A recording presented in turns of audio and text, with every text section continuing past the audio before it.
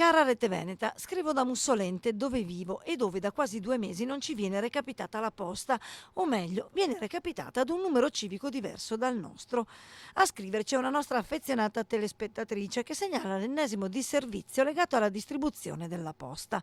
Bollette recapitate in ritardo, ben dopo la loro scadenza, posta smarrita, le denunce in arrivo da Mussolente e anche nella vicina Cassola le cose non sembrano affatto andare meglio, come conferma lo stesso sindaco Maroso contattato da alcuni presidenti di quartiere.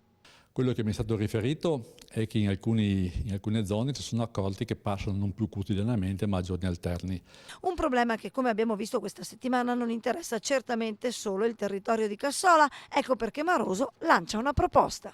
Ho pensato di chiedere al Presidente della Conferenza dei Sindaci di porre questo tema all'ordine del giorno in maniera che, se anche ci sono state delle prese di posizione singole da parte di alcuni comuni, ci sia la possibilità di assumere in Conferenza dei Sindaci un atteggiamento forte, certamente più forte rispetto alla controparte, diciamo, per quanto riguarda la ripresa del servizio in maniera più regolare, oppure capire quali sono le motivazioni effettive per cui c'è questa riduzione.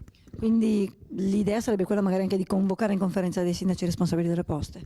Perché no, se è possibile.